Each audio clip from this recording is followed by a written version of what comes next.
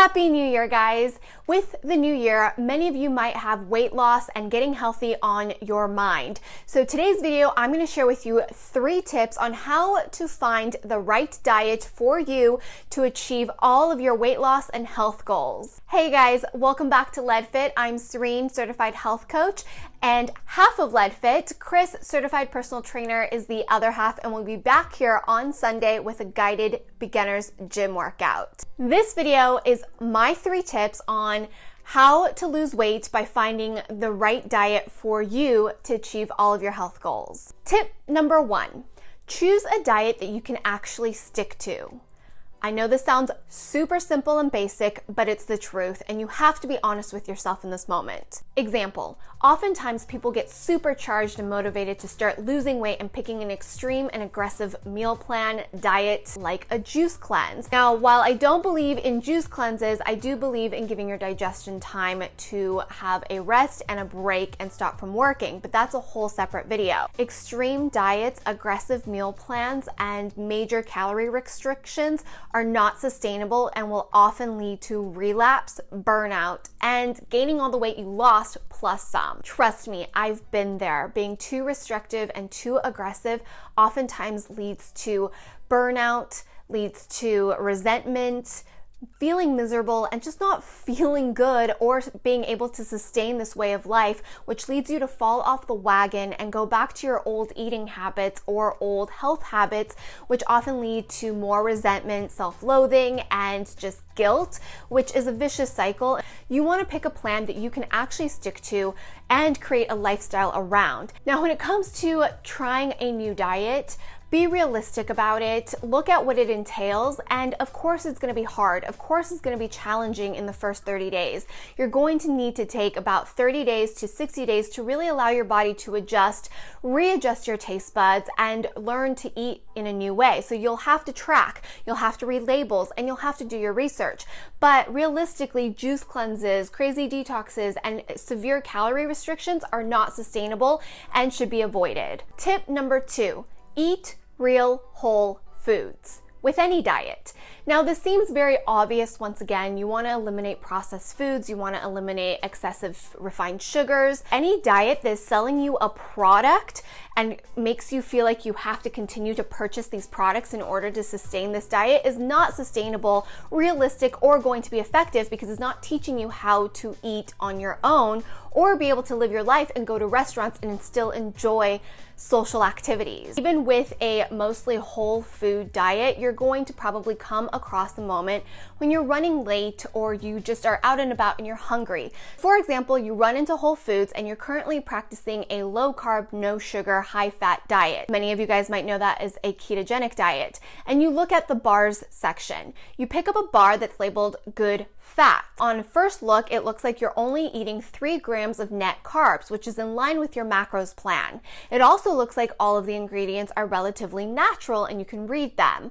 The calories are around 200 calories, which is perfect to sustain you if it's a high fat bar. Big issue here is if you look carefully, this bar oftentimes is marketed for a high fat diet, but they will add filler fibers in it. Now, it's something that they started to do because of the trend of a ketogenic diet. When they're adding fibers to fill in a food so that they can subtract the fiber count from the total carb count to get your net carbs, which is what you're worried about on a ketogenic diet, is in reality not going to work. Oftentimes you'll notice that you'll feel hungrier faster, which then negates the calories that you just ate, because calories in are calories in. Those are still calories that you consumed. So if you're trying to lose weight, you're eating something that's not actually satiating your hunger and being used properly as fuel.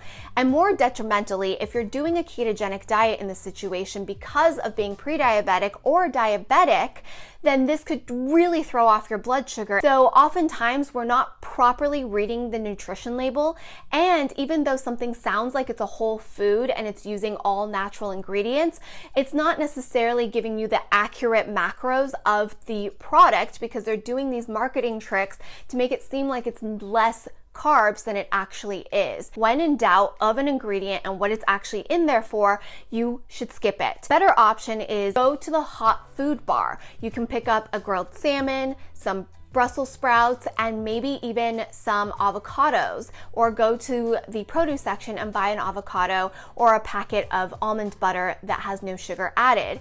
This is a much better option than picking up a ready-to-go bar. Now, that's not to say all products are bad for you. I love tons of products that help keep me going and are perfect when we're traveling, camping, on road trips, or on the go. There are plenty of healthy options and health foods and health products out there, but what is actually healthy depends on the diet that you choose. No matter the diet that you choose, I always recommend focusing on eating real whole foods. Tip number 3 is, what is your why? And you have to be truly honest with yourself, because just wanting to lose weight is not going to be enough to get you to your goals and keep you there. Wanting to lose weight is a superficial result of a bigger why. And this is something that I really encourage you to sit down with, journal, free write, brainstorm. What is your why? Almost all of us can do something for a short period of time, especially if we know if there's an end date. For example, I know somebody who is incredibly competitive and really excels at group weight loss challenges and will win and drop 30 pounds or more. But what ends up happening is, because it's so extreme and so quick and really only motivated to beat everybody else and not for herself, she will gain the weight back almost immediately after the challenge is over, plus additional weight. Now, what is so detrimental about this is that extreme weight loss and weight gain will throw your body out of balance. It will cause messed up hunger cues, hormonal imbalances, and so much more havoc to your body. Your body is going to hold on to what it understands as normal, and it's going to take time for it to slowly come off. Now, the good news is, the more sustainable and slow that the weight comes off, the more sustainable the results are in the long run, because you're actually creating a lifestyle change. It should take you some time to be at your goal weight. And I use that loosely because weight is not the only determining factor of your health, and it should really be more about your body composition. If you know your why, and it's beyond weight loss and looking a certain way for vanity or competing against other people in a group, you will have a more solid commitment, and you will be able to have your why to get you through the really hard times, which are gonna happen. It's gonna be hard to get off of the sugar, to get off the processed foods. It's going to be hard to create a new habit. New habits take around 30 days to develop, and really you have to be practicing this new habit 2 to 3 months for it to become a new lifestyle. And it might not be for 2 to 3 months before you start to really see some change. It's all about how you feel and nourishing your bodies and fueling your body with the proper nutrients to live a longer, healthier life. It wasn't until I was clear with my why, and you can check out this video over here if you want to learn more about my why, before I was able to really truly make changes and keep those changes and maintain those changes. Because anytime I fall off the wagon, anytime I'm depressed and dealing with anxiety and depression and want to binge eat or emotionally eat, I have a clear, solid why as to why I want to get healthy, why I want to stick to my plans. And it's not that I don't go off plan. I do go off protocol, but I like to plan those and have control over it and know that I can get back to my baseline, which is my healthier lifestyle. Knowing your why will help get you through the first month anytime you want to quit, because it's going to be hard. Anything worth doing, though, is worth the effort and the hardship.